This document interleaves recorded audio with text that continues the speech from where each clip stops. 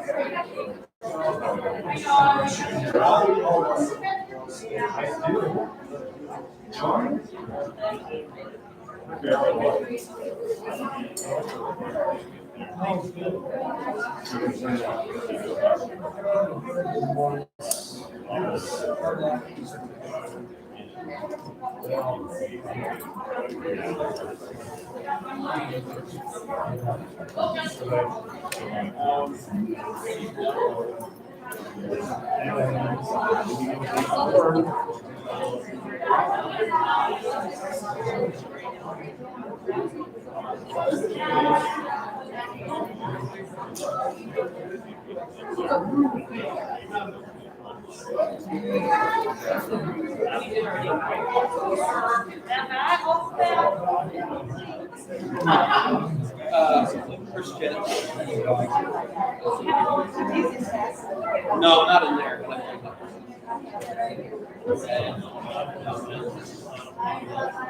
If they had four groups now, that would be dominant.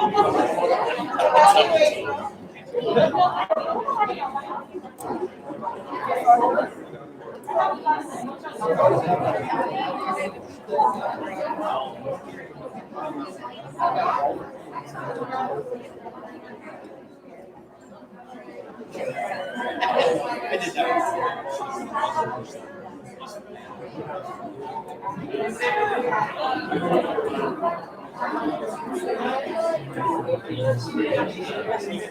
Yeah.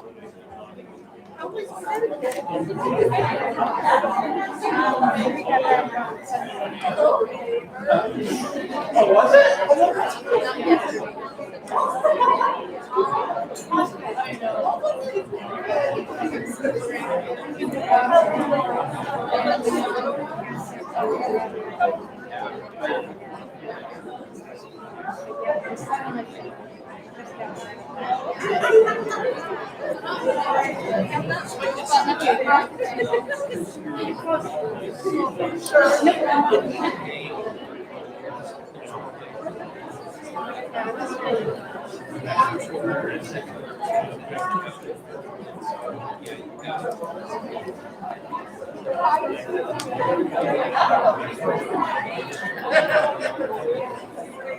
And in the school.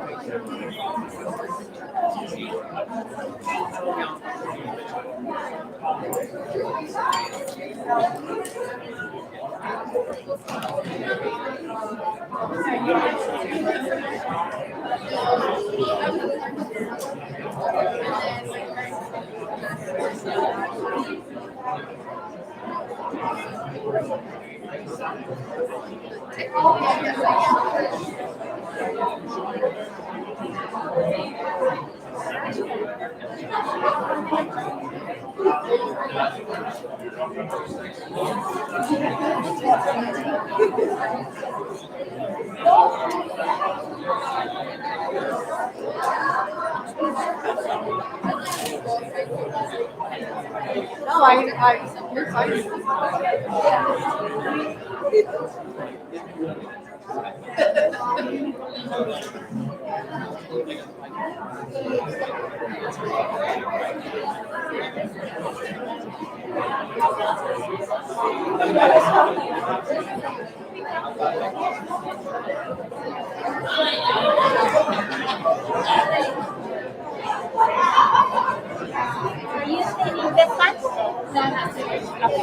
You're not saving any, or you are? Oh, somebody right here. Somebody's sitting here. Can you want to take care? Oh, here, right there. I'll take care of Pam. Do you want to? Oh, you can't. Is that where are you sitting? That doesn't matter today. Are you sure? Oh, her hand sit there. I think I need somebody. Oh,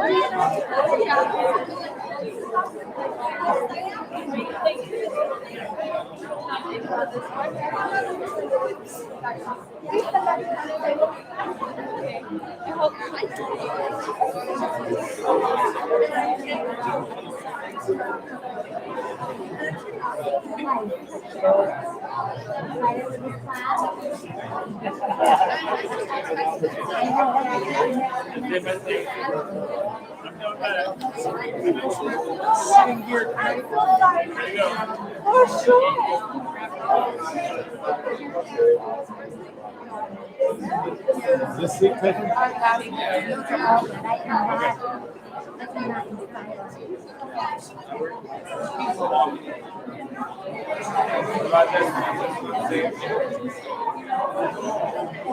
This one, yes, this one.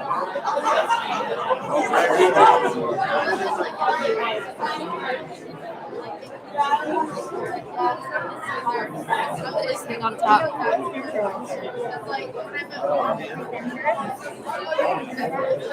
I just looked at the top of the yes. Yeah, it does make.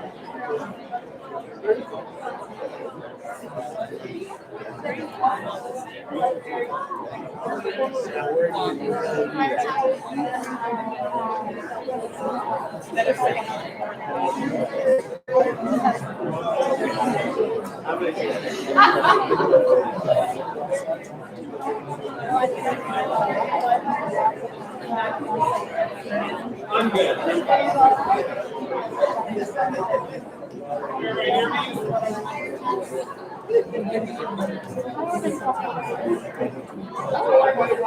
Test, test, test. Welcome, everybody. We're going to get started. Are there any seats available next to anyone? Doesn't look like it. Okay. If you haven't already, please make sure you go check out if you were here from the previous breakout session. Also, as a reminder, please wear your masks appropriately over your nose and over your mouth. And if you have any COVID symptoms, please go home. I'm happy to introduce Justin. Justin received his L.C.S.W. from BYU in 2008 and M.S.W. from BYU in 2010. He's been involved with Wasatch Behavioral Health since 2006 in various capacities. Justin volunteered at Clubhouse, worked as an HSW at New Vista, worked as a therapist at New Vista, was the supervisor of the Stride and Excel programs, and is currently the program manager of New Vista and Aspire Academy. He is a certified No-Joes provider, which stands for Utah Network on Juveniles Offending Sexually. Justin has been working with adolescents with sexual behavior problems since 2010. Justin has been married since 2006 and has 5 children, 4 boys and a girl. He spends most of his free time coaching his kids' sports teams, including basketball, football, baseball, and soccer. He's from the Gem State, which I didn't know was Idaho. He stated, "You may not recognize me with the new last name. As a family, we recently decided to change our last names from Baggett to Yearsley." So please join me in welcoming Justin Yearsley.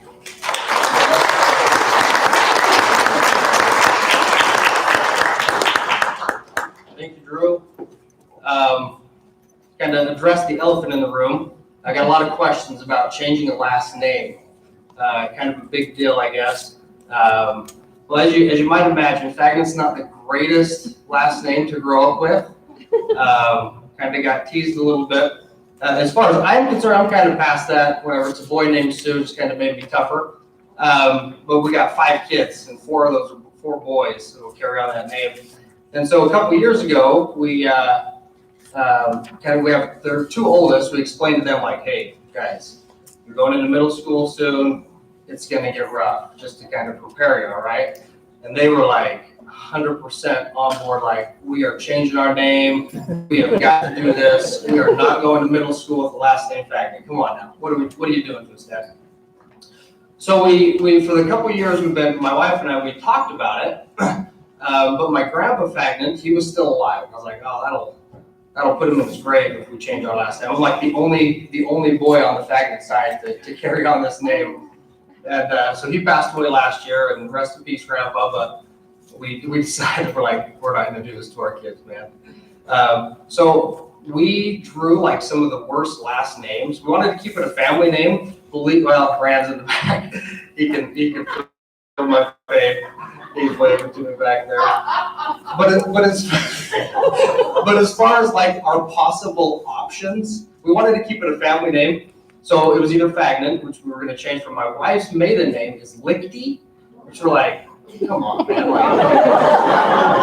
What's the deal here? Liechty, Lichty. And so Yearsley, believe it or not, was like the most normal name that we could choose from if we were going to keep it a family name. So Yearsley is my mom's maiden name.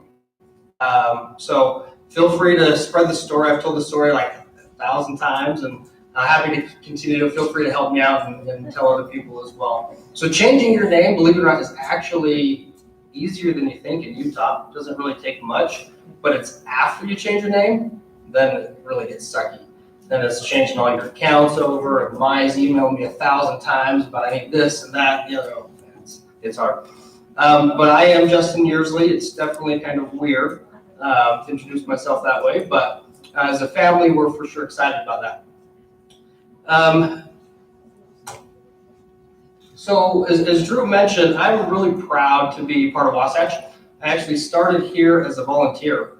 So it kind of goes to show that you can start anywhere and put in your time and work hard and try to go to school and stuff, and there's opportunities for growth. I started at the clubhouse as a volunteer. That's actually where I met my wife.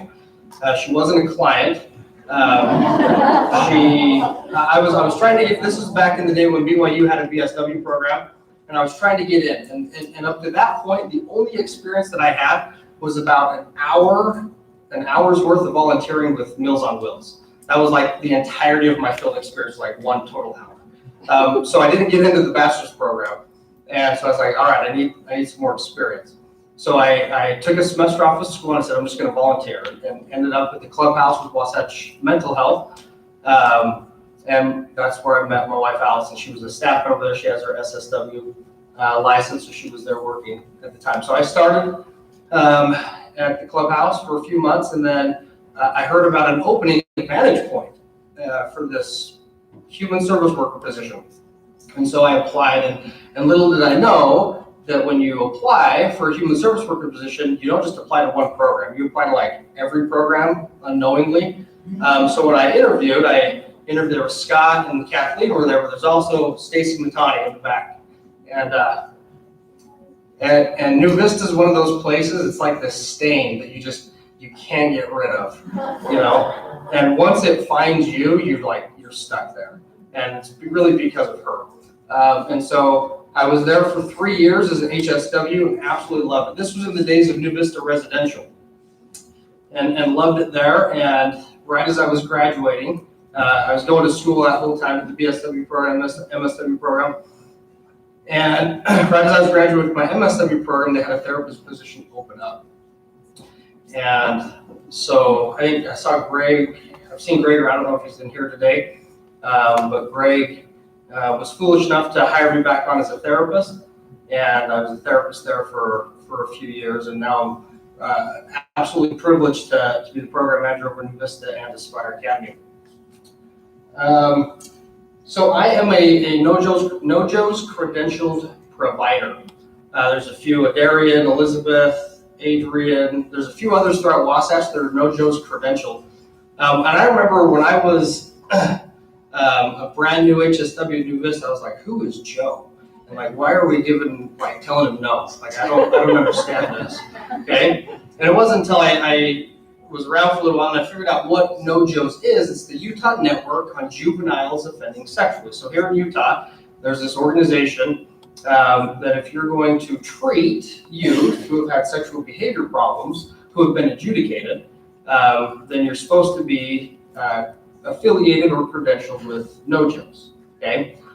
So I am NoJoes credentialed. And so believe it or not, it wasn't my lifelong dream. Like when I was like 10, I was like, I'm going to the NBA, man. That's what I want to do. And then I realized like I stopped growing in like 6th grade and I've been 5'3" forever. So that NBA dream is, it's gone, okay? But as I mentioned earlier, like this stuff, this work, it kind of finds you. You know, I didn't grow up going, dude, I want to work with youth who have like sexually acted out. That sounds awesome. But you get into it and you just love these kids, man. And that's what it's all about. You get to know their stories and you stick around. So I want to do a little bit of education before we jump into the other stuff about New Vista. Okay, so New Vista's gone through a lot of changes over the past 10, 12 years, and it's still kind of surprising that there's a ton of people inside of Wasatch who really have no idea what New Vista is or what we do or who we work with.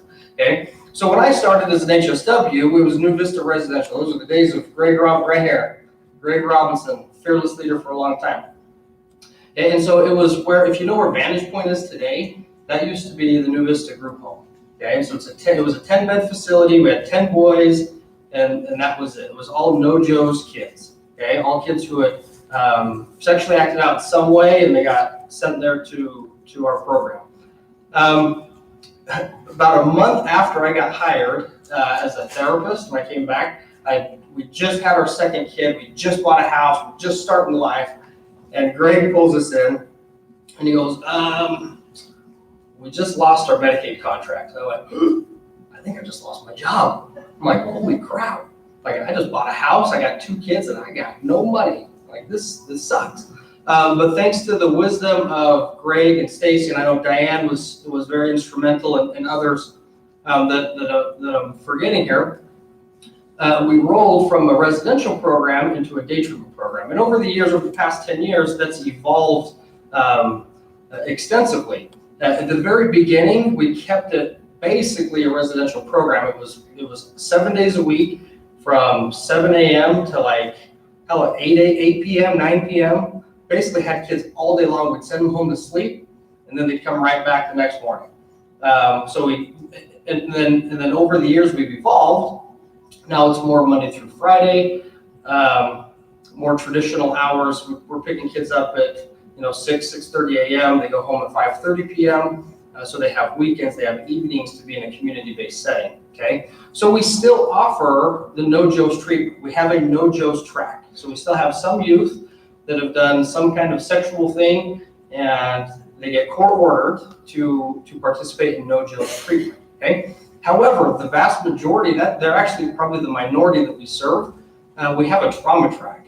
Okay, so the majority of the kids that we work with have no sexual offending history. Okay, they're kids that have gone through trauma themselves, whether it's abuse, neglect, abandonment, etc. The list goes on and on, as we know. And then they're starting to act out in some kind of unhealthy way. Okay, whether that's running away, whether that's substance abuse, whether that's missing school, having issues at home, whatever the case may be. And then that list can go on and on and on and on forever as well. Okay, so we have these 2 tracks. We have the NoJoes track still, but we also have this trauma track. And a lot of people still think that New Vista is just for sex offender specific treatment. That's not the case. We definitely still do that. But we also have this trauma track as well. So it's for middle school and high school age kids. We can see younger kids out or like elementary age kids just an outpatient, but the day treatment program is for middle school and high school age kids, okay? So if there's any clinicians out there and you're working with a kid who maybe meets this criteria, come and talk to us. We'd love to staff them with you, talk to you, whatever we can do to try to help, okay?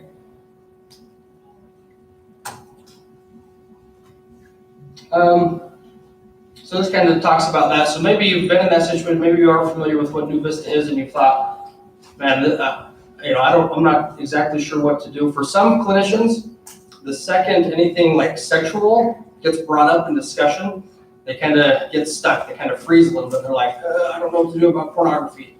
I don't know what to do about masturbation. And all these sexual things kind of freak them out a little bit. And that's okay. We're here to be a resource to you. We're here to try to talk with you, help you, whatever we can do in that regard. And so my intent today isn't to turn everybody into a no-Joe's therapist. If it's something you want to do, first of all, you're crazy, and I would tell you not to do it. But it's not for everybody, and that's perfectly okay. We need people who are not no-Joe's therapists. I think center-wide, I know there's the folks at New Vista, and I know Sachi, Sachi, I think she was in Lanise. So there's a few scattered throughout the center. Most people are not no-Joe's certified. My intent today is to give you some basics on helping your clients understand better what is a healthy sexual relationship. Okay, that's my hope, that you walk out of here today just having a little, maybe one tool, one thing that you can go, okay, if this comes up in a session, I can kind of steer them, give them some actual concrete information that might be helpful. So quickly, by raise of hands, who's okay with getting out a little bit early today? Everybody all right with that? I put this together, I was like, I'm stretching for like 30 minutes, man, all right? So if it's like, I think I'm supposed to go till 12, so it might be like, what time is it now? 11:05? We're doing all right. Okay. Okay. So my first question is, what's wrong with being vague? Okay, I want you to think about a time, whether it's been as a provider or as a parent, because this information, just a side note, this information isn't just to be used in the therapy setting, right? This is for your own kids. This information we're talking about today. Hopefully, it's applicable for everybody. Okay. But what's wrong with being vague when it comes to teaching kids about healthy sexual behaviors? Okay. So I want to throw that question out to you folks. What's dangerous? What's unhelpful about giving vague instruction? Shelby? It leads to a lot of confusion for the person you're talking to. Okay, so they could be left confused still, or maybe even more confused than when you started talking to them. Okay, anything else? David? Self-interpretation can be much more dangerous than absolute direction. Okay, so if you leave them just on their own to try to figure it out, or what's even worse is if they go to Google to be taught, right? They start typing in like anything that has the word sex or sexual in it, and yikes. Then it gets a little bit scary. Right, on a side note, I get parents that go, man, I don't want to talk about this with my kids. Like, this is kind of uncomfortable. I said, yeah, it is uncomfortable. I can understand that, right? I got kids myself, and I've had these talks with them as well. But I tell them, if you don't do it, Google is going to teach them. It's not like they're just going to grow up and not know this stuff, right? Come on, give me a break. Okay, so it's going to be much better if it comes from a parent or a trusted adult, maybe that's a therapist or a school teacher, whoever you might be, okay, than it is from Google. Because the bottom line is they're not going to learn it. They're going to learn it, and it's either going to come from the locker room or it's going to come from Google. Most likely Google. That's scary. Yeah. I was just going to mention, when you're vague, it kind of is off-putting, so they're not going to come back to you. So you're going to set yourself up as someone that they can't go and talk to and ask about more stuff. So if you're more specific, they're more inclined to come back and talk more. Oh, very good. Right, if you come across as being vague and like, well, you come across, this makes me nervous. I'm scared to talk about this. I really don't know what I'm talking about either. So that's exactly right, Mike. Because then it's like, I'm not a very good source of information for them at that point. Very good. If you're not direct about, if you really think about like names of body parts and names of how things go, it can actually really screw up body autonomy. It can really screw up how you understand what is okay and what's not okay in sex. If you just can't even say the word, it becomes a hard question to have in the moment, and so you kind of lose some body autonomy there. Oh, very, very good. And I appreciate you bringing that up. Just as a disclaimer, we are going to use a couple of like sexual terms today, so I hope that's okay. You can talk to your bishop after. They'll be understanding. Okay. Any other thoughts right here? A lot of the time, if we're vague about it, we give the impression that like it's a really, really bad thing. When sexuality is a part of every human's life cycle, and it's not a bad thing. So. Very good. I love that you brought that up. I love that you brought that up. Thank you very much. Because this is a normal, natural thing that happens with everybody, right? We go through puberty, we go through adolescence, etc. Okay?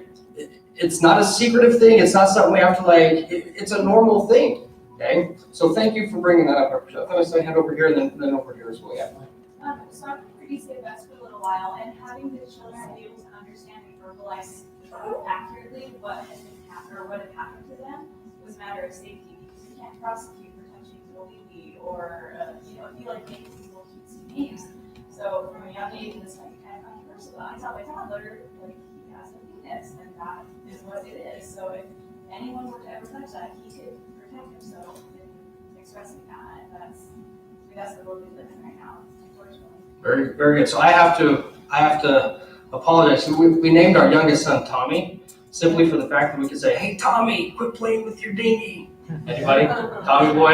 Anybody? Anyway, right back. So just looking at this example with the cooking, I mean, this applies obviously in both cases, but leaving it for them to figure it out themselves would also make it something that, instead of being something that they can enjoy learning about, it's just stressful to them. And that can lead them to have either negative feelings about it itself or about things associated with it. Very good, thank you. And that kind of incorporates a couple of the other comments, right? If mom or dad is nervous about this, they're scared about this, they don't want to talk about it, like this must be some kind of weird bad thing, and then all of a sudden their body's going to go through changes on its own, right? Not talking to them doesn't stop puberty from happening, and they're going to go through things and go, what just happened? Like I must be like weird, gross, or something like that. So as we talk about it, normalize it, let them know what's going to happen, all this kind of stuff. Absolutely, very good. Any other thoughts on that? Yeah, right here. Like the terminology changes every 2 weeks, and so if we're using terminology from when we were teenagers, it's not called that anymore, and so we have to be more clear about what we're talking about. Yeah, that is so true. My kids, my oldest boy is 12, and so a couple of years our next door neighbors had 3 boys, and we have 4 boys, and so they were like nachos was like the thing. It was like, don't touch my nachos. What does that even mean, man? But the things that they come up with are all of the terminology definitely changed. Any other hands? Anybody else want to comment about that?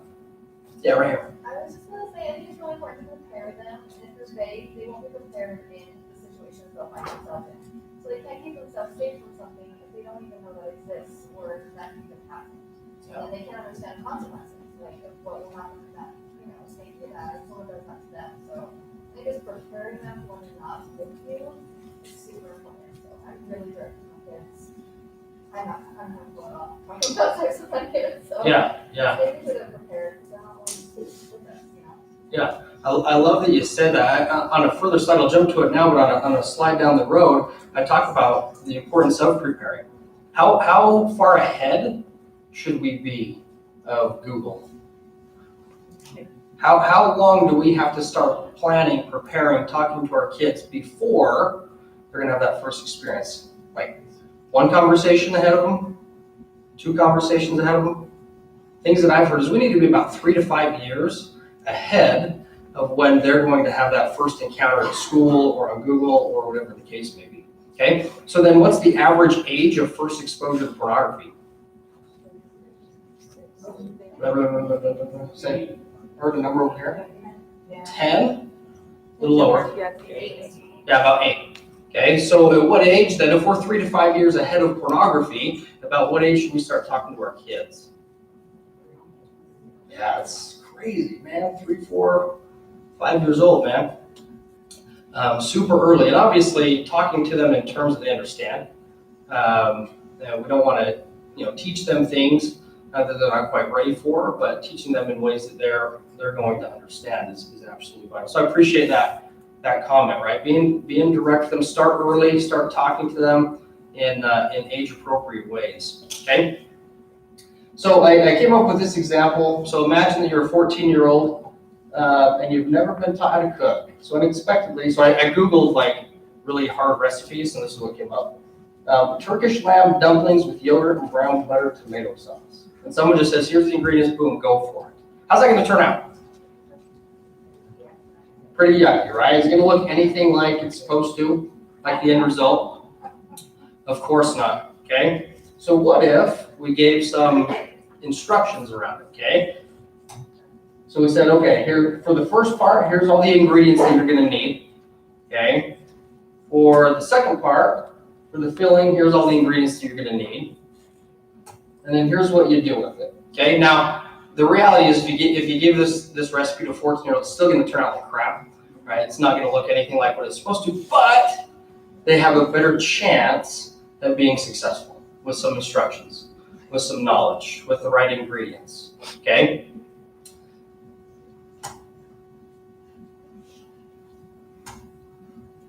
Okay, so when we're talking about sexual behaviors, especially with adolescents, okay, can you think of like a more awkward, weird time than like 13 to 17? Isn't that like the most miserable time of life? And then you're stuck in these schools with other people who are going through the same awkward, phase of life, and it's a dog-eat-dog world. My last name was Stagnant, man. Middle school was terrible, man. Right? Then you throw in all the complications of puberty, of sexuality, things that they don't understand for the most part.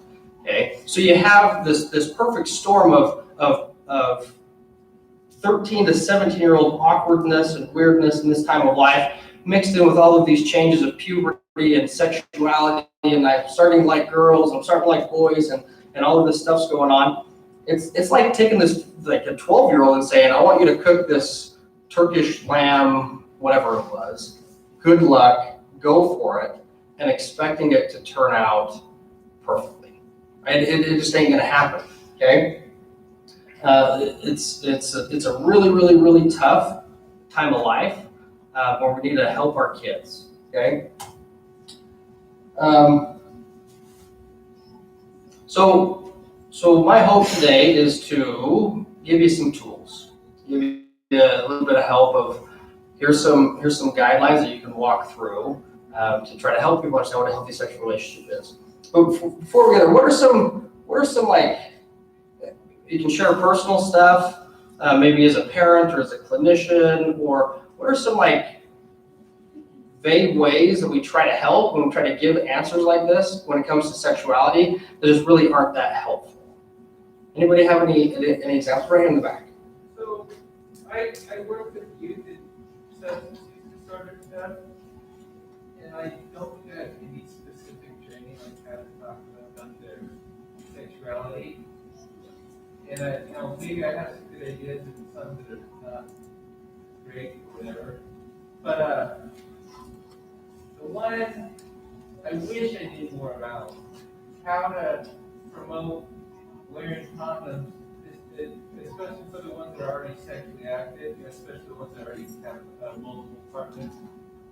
I don't know how to teach that or promote that, the condom use. Okay, yeah, thank you. That's a good concern. Some of the things that I ran into professionally, I mean, keep in mind, I was a no-Joe's provider. I was supposed to be trained in this stuff.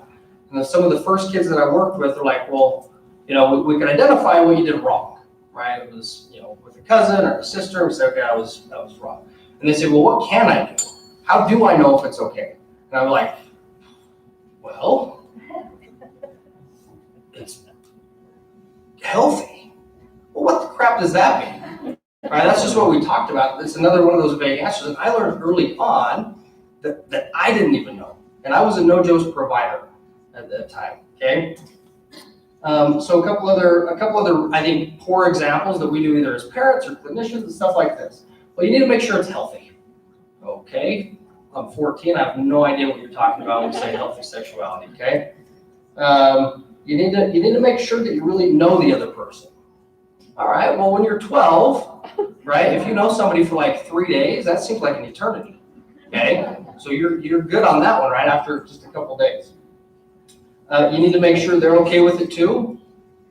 All right, so as long as we both are like thumbs up, then rock and roll, okay? And then the classic, don't do anything I wouldn't do, right? We've all said things like this, whether as a parent or whether it's as a professional, we've said well-meaning things, right? Our intentions are good. We're trying to help. But I think most of the time we get stuck in, I really don't know. If I have to break it down and say, here's healthy, this is what healthy looks like, the bottom line is I don't think I really know. And so I throw out stuff like this, like, well, just make sure it's okay, then everything's all right, okay? So in my opinion, so I kind of took it upon myself. I was like, dude, I really don't know this stuff early on as a therapist. I was like, I'm gonna try to figure this stuff out. I want to give somebody a good answer with this, okay? And I think it's hopefully for all of us is first and foremost, if we have our own kids as parents, to be able to teach them, okay? And then as clinicians, specifically if we're in the no-Joe's world, this comes up, all of this is like no-Joe's 101, okay? And then for any clinician or case manager or in any situation, really, this stuff can be helpful, okay? Okay, so here's kind of the meat of all of this stuff, okay? The 3 questions that you need to be able to ask yourself and answer yes to. All 3 of these have to be a yes in order to know if it's a healthy sexual relationship. Okay, so this is kind of the guideline that I use as I'm working with clients or their families or whatever. Here are the 3 questions that you have to be able to answer yes to in order to know if it's a healthy sexual relationship. Any of them are no, then it's unhealthy. Okay, so question number 1. Is it legal? Okay, first and foremost, you got to know, if I do this, can I go to jail? Okay. If it's yes, this is legal, then you can go to question number 2. If it's illegal, what do? You don't do it, right? And you're working with these kids who have oftentimes crossed this line with legalities and say, boom, once you know the laws, okay, you know what they are, what you can or can't do at different ages. If it's illegal, you don't do it. Very, very simple, okay? Question number 2, and question number 2 kind of ties in with question number 1. Does it involve consent? Okay. Quick raise of hands. What's consent? Let me just sort out. Anybody know? Enthusiastic, yes. So I couldn't hear you. Enthusiastic, yes. Enthusiastic. I like that. Enthusiasm. Okay. So I'm glad that you said that, and that's what most people will say, and we'll talk a little bit later about what true consent means, okay? So if it's yes, then you get to go on to question number 3. But if the answer to this one is no, what do? You stop. You don't do it, okay? So question number 3, the last of the guidelines. Does this align with their own values when it comes to sexuality? Okay? Because it's not just about keeping them out of jail or keeping them out of juvenile detention, okay? But it's also trying to help them develop healthy sexual relationships in their life. And if they're doing things that break their own values, then it becomes unhealthy, okay? So if yes, then it's probably healthy and okay to do. So I'd say, hey, that's cool, that's awesome, go for it, okay? But if this is a no, then you stop, okay? So this right here, this slide right here, is probably like, this is my presentation right here. There's a few more we'll explain, but if you understand these 3 things, like this is what I'm trying to send you home with today, is these 3 questions. Is it legal? Does it involve consent? And does this go with their values? Okay? All right, so legal. We're in the state of Utah. All right, so we're going to focus on Utah law. In Utah, legally, what can and can't you do sexually? Anybody know? What are the laws? What do we teach kids? We just say, hey, you need to know the law. Go research it. What can you do and can't you do? Is legal? Illegal. I was going to say, whoa, other side. Okay. I know the math. Hey, that's very good. You know more than like 95% of the other people that I talk to. That is awesome. Okay, because most people, they're like, well, you gotta be 18.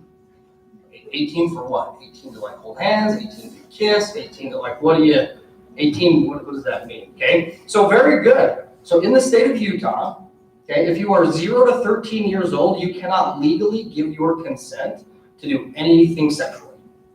Okay, the law says that your brain is not developed enough to know what you're doing, to understand the consequences of what you're doing. Therefore, even if you say yes, you have not given true consent because you don't know what you are doing, okay? Now, if two 13-year-olds are making out behind the school, are the police gonna come and arrest them, take them to juvie? No, of course not, right? This law is designed to protect younger kids. So if a 17-year-old does something sexual with, say, a 10-year-old, the 17-year-old can't say, well, they said yes, they said it was okay.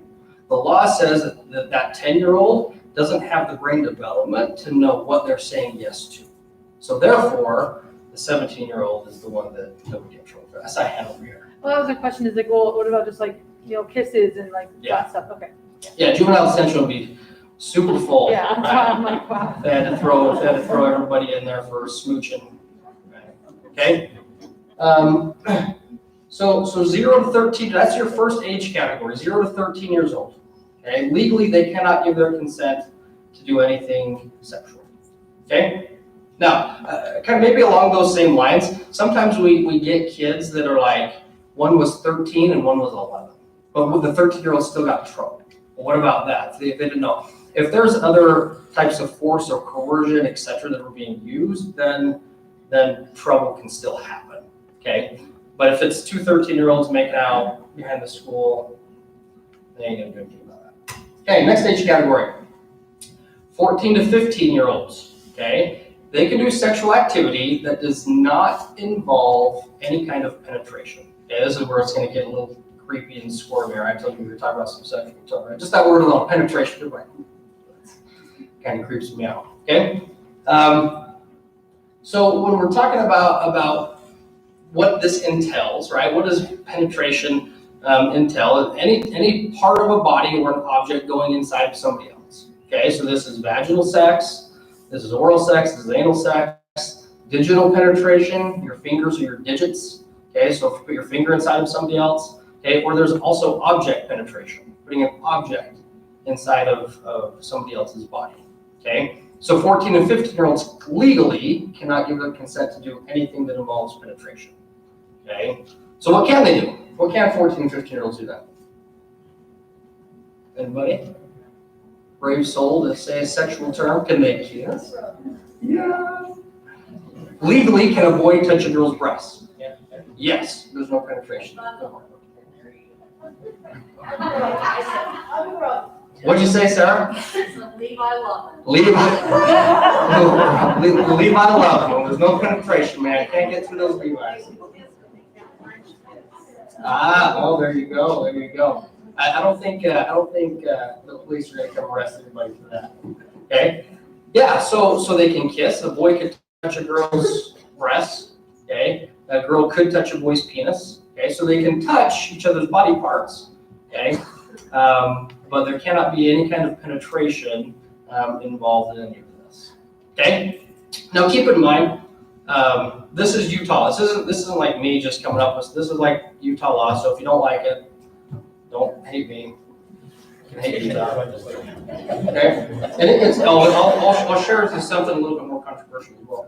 Okay. So the next age group is the 16 to 17-year-olds. So at this age, at 16 in the state of Utah, you can legally give your consent to have sex.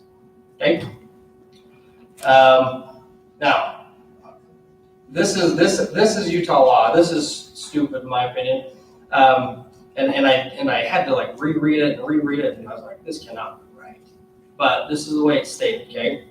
So I'll throw this out there, and I don't share this with many of the clients that I work with, only if I think they're old enough and mature enough to handle it. If they're like Brett's maturity level, then I don't share it with them. Okay. He likes Beavis and Butthead. But if they're old enough, they're mature enough, I think they can handle this, they're going to stay out of trouble with it, then I'll share it with them, okay? But the law says that with 14 and 15-year-olds, they can do those things with people that are within 6 years of them. I know, it blows your mind. Like, I thought it was 18. I know, it's crazy, right? So the law reads that a 14-year-old can do those things with like a 20-year-old. And a 15-year-old can do those things with a 21-year-old. It's crazy. And I thought, this can't be right. And I looked at it, and it did.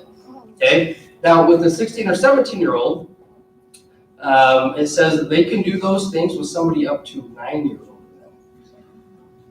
old. So legal, like, I know, 16 to like, what's that, 25? Okay, I know it sounds crazy, and I wish it wasn't the case. But then there's all these, well, how come, right? We've worked with 18-year-olds that got in trouble for having sex with their 17-year-old girlfriend. It doesn't make any sense, okay?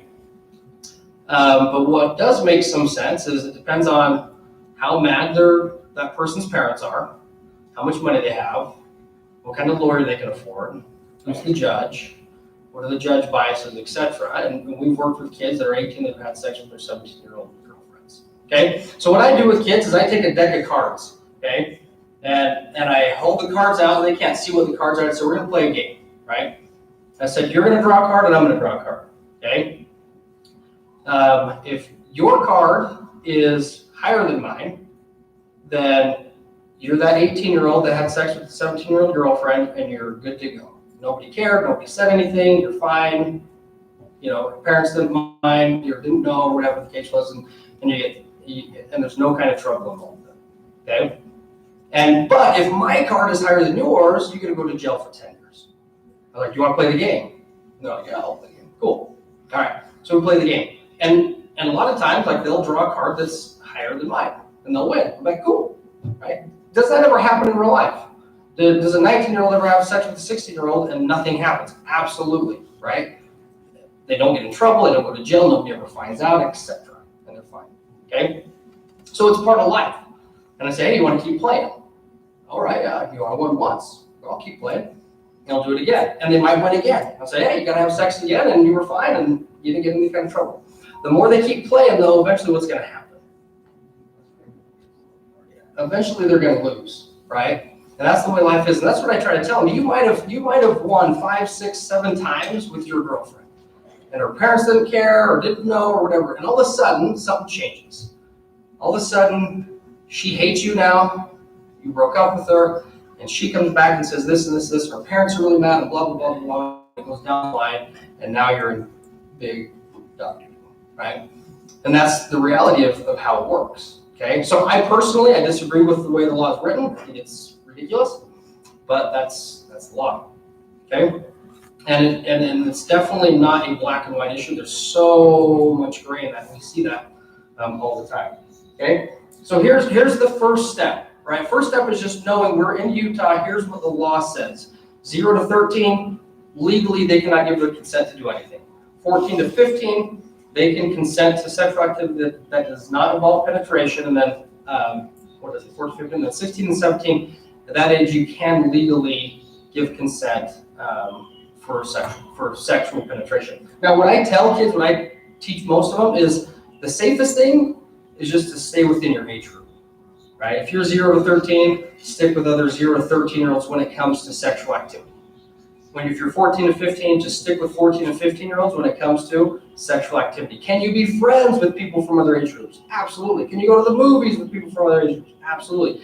Can you go to somebody else's house and hang out? Absolutely. But when it comes to sexual activity, the safest thing is to stay within your age group. That's the safest thing to do. Okay? Any questions about this? Oh, Zach. You might throw this way, but as a therapist, if a kid says, I had sex with this age person, right? Like, where's our duty to report? There's another breakout session with DCFS. Go to that one, man. They'll answer your question. It changes all the time, right? But if like a 17-year-old says, oh, I had sex with say a 14-year-old that I had sex with a 16-year-old, we need to report that, right? Okay, we do. Yeah, it's a fantastic way, and I say it kind of jokingly, but there's tons of gray area when it comes to, well, is this reportable? What's my obligation? What's my duty to report? Okay, the safest thing is to report it. The worst thing that CPS is going to do is say, okay, we'll document it and you're good to go. Okay, and so it doesn't hurt you in any way to make a CPS report. With the information that you have, it does open you and probably Wasatch up, Kent's right here, to some risk if we don't make that report, if we should have. Now, again, you got some judgment of that. If 2 kids are like making out or something like, do we need to report that to CPS? No. Okay. But if it escalates to the point of sexual penetration, if there's vaginal intercourse or something like that, and one is under 16, then it covers your butt, was it CYA, to make that report.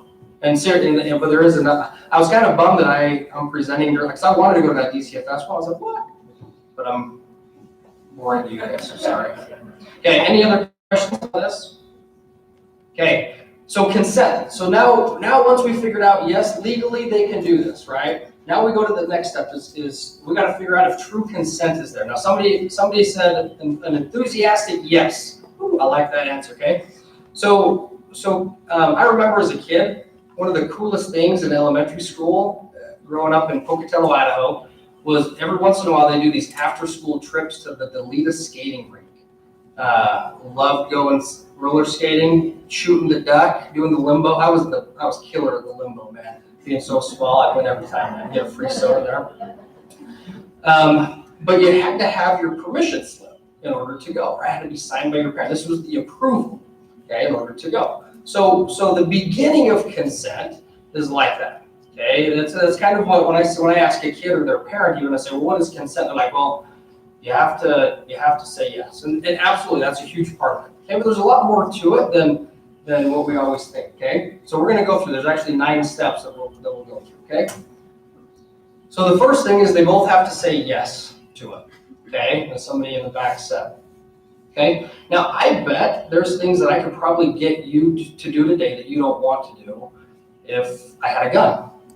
I could probably get somebody to say yes. Okay, so the next step is both have to have permission to say no. Okay, so you can't use force, you can't use bribes, you can't use tricks, you can't make it a game, you can't threaten them into saying yes. So it has to be a true yes in that regard. Okay. Next is both people have to understand what is going to happen. Okay. So there's a few things that could get in the way that could make it to where somebody doesn't understand what's happening. Okay. They might not understand what's happening. They might not understand the consequences, whether that's STDs, pregnancy, how they're going to feel emotionally afterwards. Okay. One is alcohol or drugs. So if either of them have been using alcohol or drugs, they cannot legally give their consent. And this also includes like legal prescription meds that impair somebody's judgment. Okay, if somebody's using those, then they cannot legally give their consent. Okay. Next is they can't have intellectual disabilities, and I want to just specify this. I'm not talking like a math disorder. Like if they struggle with math, it doesn't mean they can't ever have sex. Right? I'm talking about a severe intellectual disability that makes it to where they don't really understand what's going on. So something like Down syndrome, okay? Something like severe autism, okay? To where they really don't understand what they're doing and they don't understand the consequences that could follow with that, okay? You cannot take advantage of somebody emotionally. So this goes into not really understanding what's going to happen, okay? So I use the term kind of preying on the vulnerable. And the example that I use a lot is, when I'm working with kids is, all right, so let's say, for example, you're Joe and you like a girl named Mary, but Mary's dating Bob, okay? And so you're just like, oh, this sucks, Mary's with Bob. But one day, Bob breaks up with Mary. And you see Mary sitting at school at lunch, and she's crying, she's having a really hard time, and she's super sad. And you go over and you go, hey, this is my opportunity, okay? So you walk over to her and you're like, oh, hey, Mary, what's going on? You seem so sad. And, we have Bob broke up. Oh, why don't you come over to my place and we'll watch a movie? Okay? If you're doing that with the intent of getting something sexual out of it, then you're taking advantage of somebody's emotions at that point. She's in a vulnerable state. She's sad. She might be lonely. She might be depressed. And you're trying to take advantage of somebody's emotions at that point in order to get them to do something sexual with you, okay? And at that point, they really can't give true consent, okay? Now, is it okay to be a good friend? Is it okay to try to console Mary? Is it okay to say, hey, let's go do something, I want to try to cheer up? Absolutely, be a good friend in that regard, okay? But when it comes to sexual activity, you can't look for somebody who's in a vulnerable or lonely or a highly emotional state to say they're more likely to go along with this at this point, okay? As we talked about earlier, being of appropriate and legal age. Okay, appropriate is a little bit more subjective.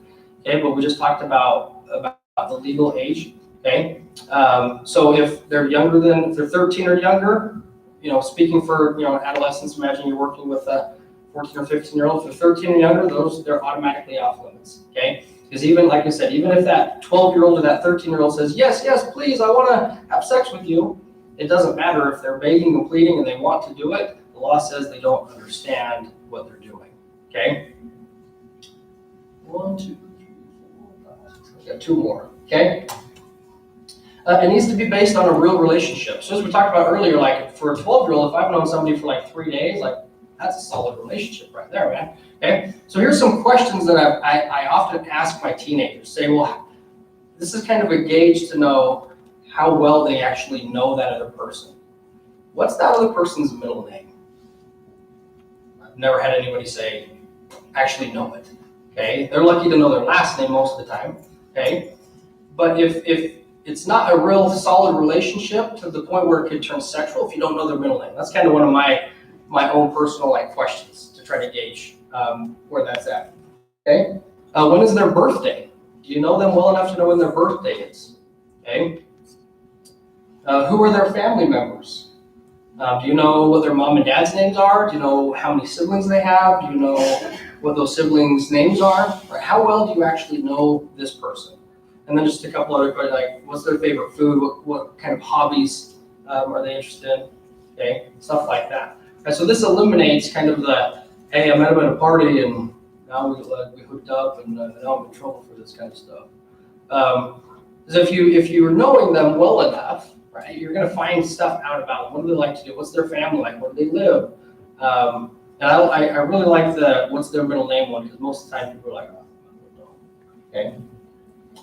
And then the last one, in order for true consent to be given, okay, you have to be honest with each other.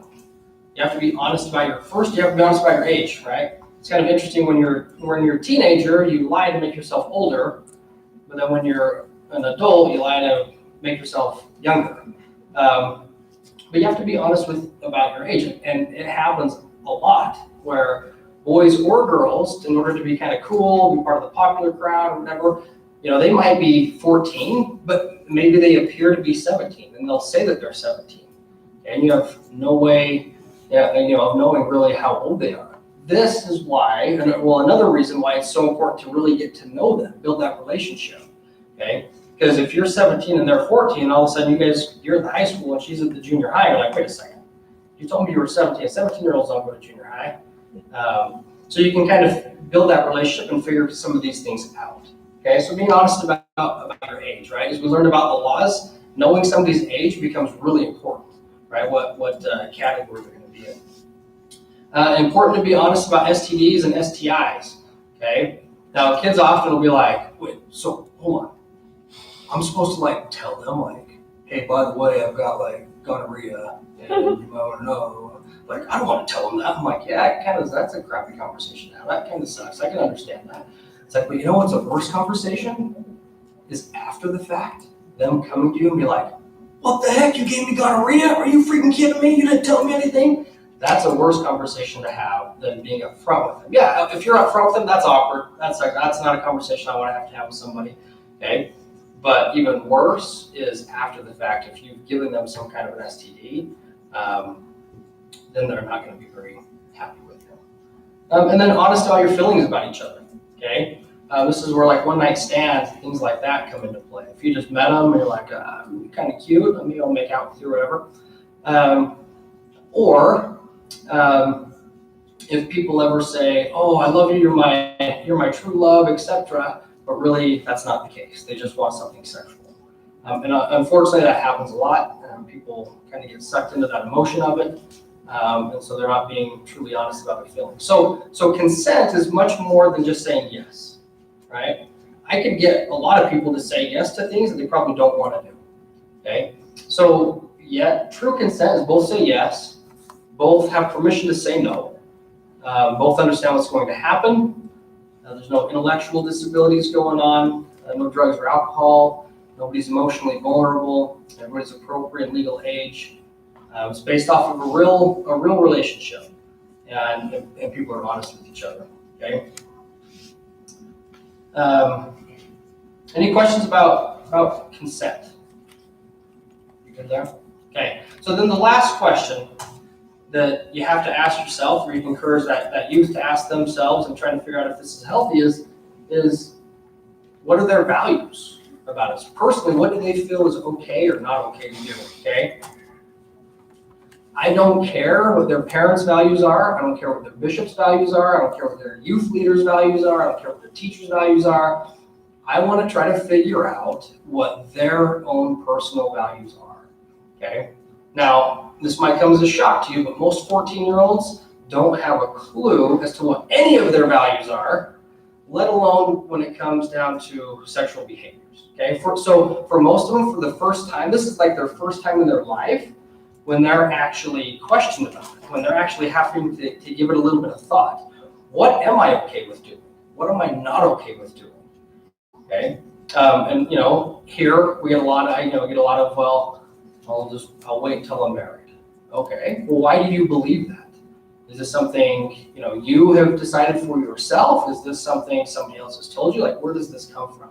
Okay, and you're not like trying to chew them up or anything like that, but you're trying to help them for themselves identify what their own values are. So for so long, they've just kind of gone with the flow and either not thought about it, or they've just kind of said, well, this is what my parents told me, so this is kind of what I got to do.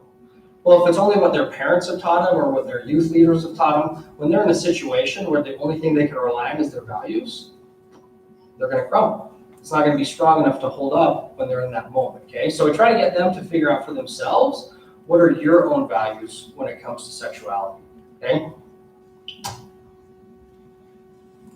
So if they haven't thought about it, this is individual therapy. This is fantastic, right? This is a great catalyst to go, hey, well, let's talk about it, okay? And give them an assignment. I want you to write a paper about what you believe, okay? What do you believe about dating?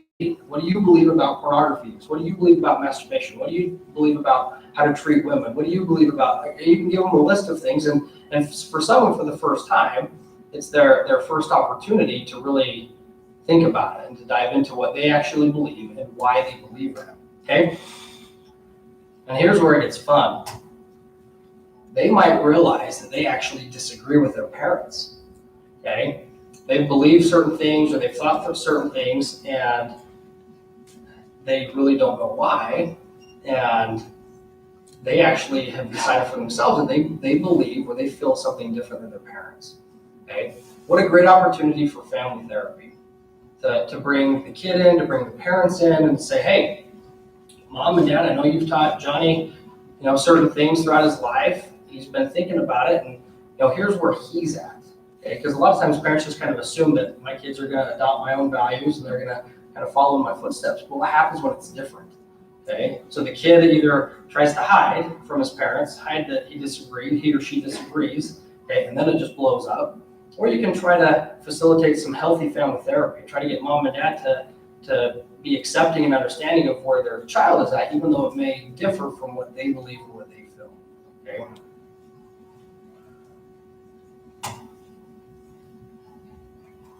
Okay. So healthy sexual behaviors, to kind of summarize healthy sexual behaviors, okay? First and foremost, they're legal. Okay? You have to know what the laws are in the state that you're in. So if you move to Nebraska, you need to figure out what the laws are in Nebraska because they could be different than they are in Utah. So first of all, they have to be legal. Second, they have to involve true consent, all the steps that we talked about. And they have to be in line with what their personal values are, okay? When all of these things happen, this is what a healthy sexual relationship can do. It can bring people closer together. That's the point of a sexual relationship, to bring people closer together, okay? So if they're not there, if it's illegal, right, you get people that can go to jail for it. And we see them on the internet, okay? It becomes really problematic for them. It hurts other people. It's an embarrassment for them, for their families, okay? So trouble follows. A variety of different kinds of trouble follows if it's not legal, okay? If it's not consensual, a lot of those same things, because the consent and legality kind of tie hand in hand. So if you break consent, a lot of times it breaks the law as well. And so they can still go to jail, all those same consequences, okay? Now, if they break their own values, they're probably not going to go to jail. Well, they won't go to jail if it's only breaking their own values. But they're going to feel pretty awful afterwards. They're going to feel a lot of times depressed, guilty, remorseful, regret. Okay, and then becomes unhealthy. Right? Healthy is bringing two people closer together. Okay, and if somebody is lowering their own values, lowering their own standards to do that behavior, then they're not going to feel great afterwards, and it becomes unhealthy, even though there may not be any legal consequences to it. Okay. So a couple of quick scenarios. So a 14-year-old girl has been dating a 15-year-old boy for 8 months. They are in love. They frequently make out when he touches her breast. Is this okay? Can 14 and 15-year-olds do this?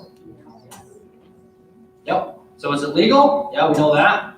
Does it involve consent? We'll assume. We'll give the dude the benefit of the doubt. And does it go with their values? Again, we'll assume yes. So therefore, this is a healthy sexual behavior. 14 and 15-year-olds can do something like this. Okay?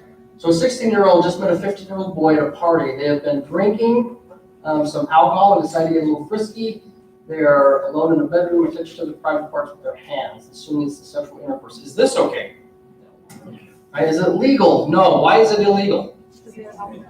16 and 15-year-old, very good. Okay, does it involve consent? No. And does it go with their values? We'll assume no on this one. Okay, so remember, in order for it to be healthy, it has to be a yes, and a yes.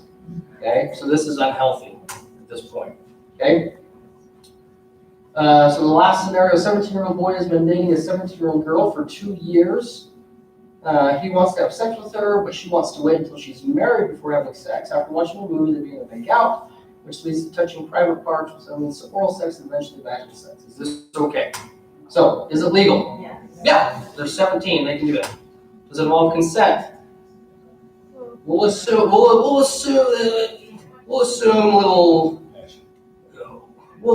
give him the benefit of the doubt on this one. Okay? And does it go with their values?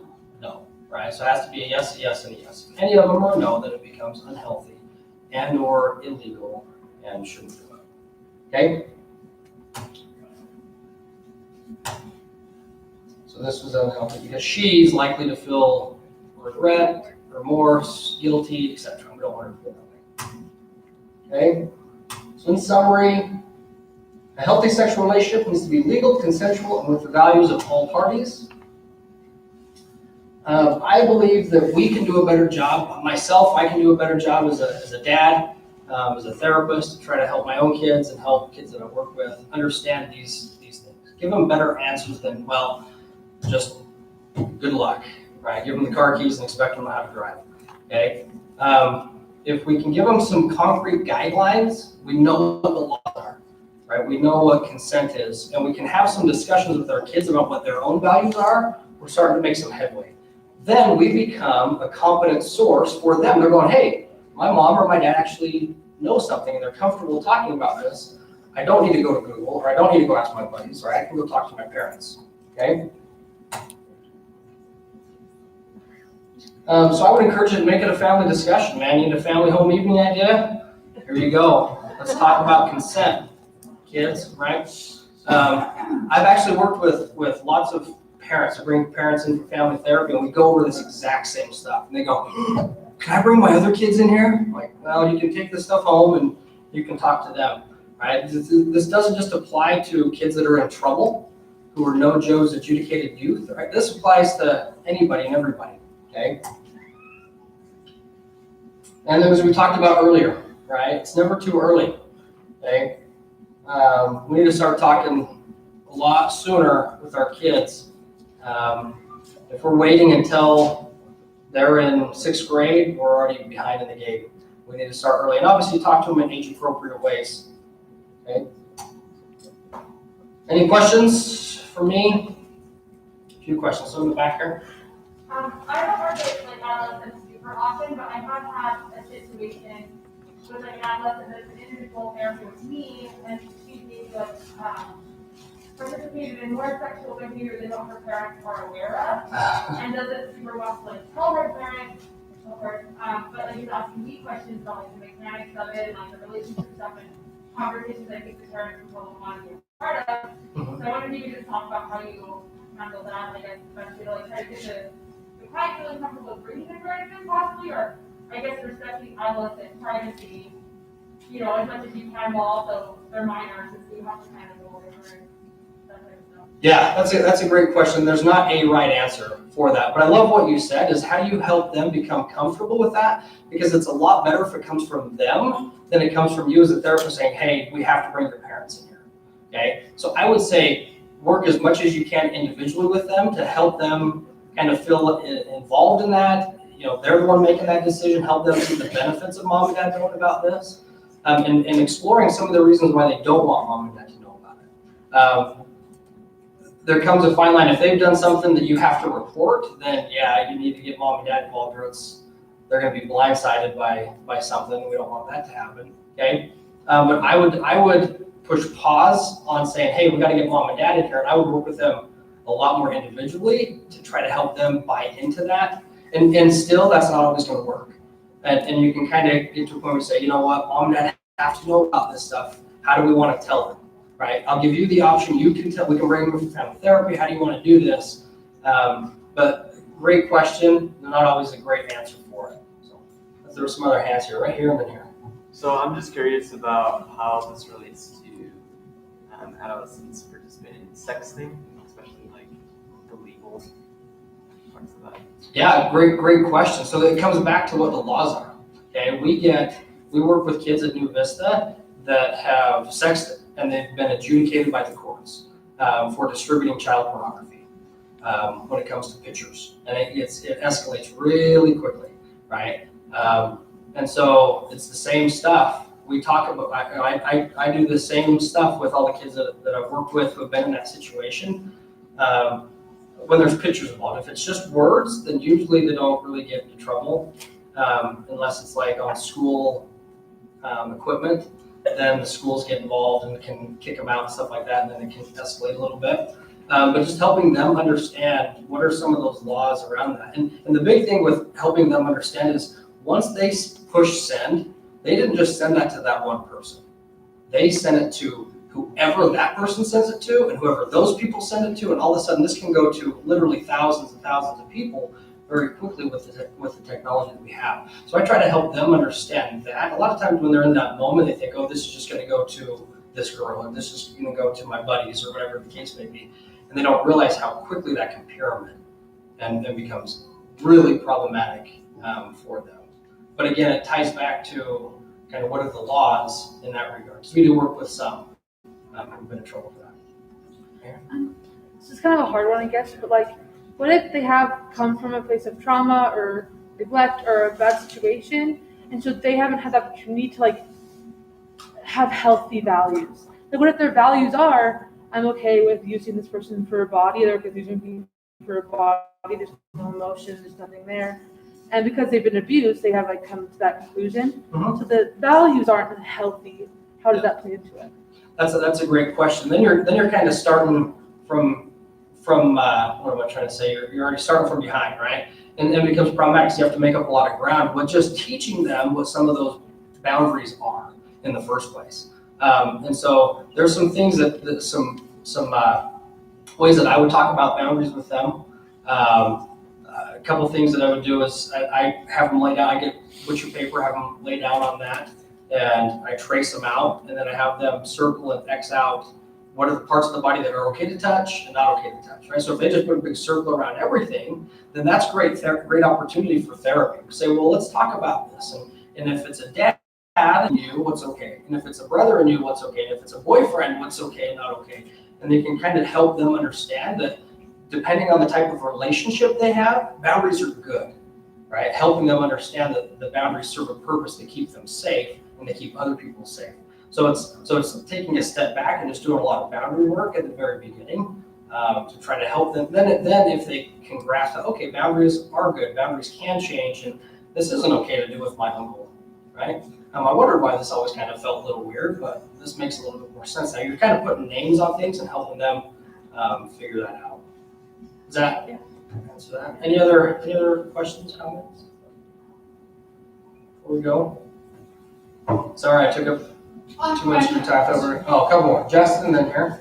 Yeah, is there anything that's being done to teach kids about these things before they go into the system and get in trouble? I'm presenting at the Wasatch Behavioral Health Conference today. No. There's really not. When I meet with, like, schools do like sex education type stuff, but they don't have the stuff that we talked about today. Well, I had just heard about HB 177 about consent being turned down, and that's the first I had ever heard about it. So that was something that I was going to be looking more into. But that's what I see, is I see more of these kids are actually learning these laws by getting in trouble, which is unfortunate. Like 99.999% of the time. Like I said, when I meet with a lot of parents, they're like, oh my gosh, where was this like 2 years ago?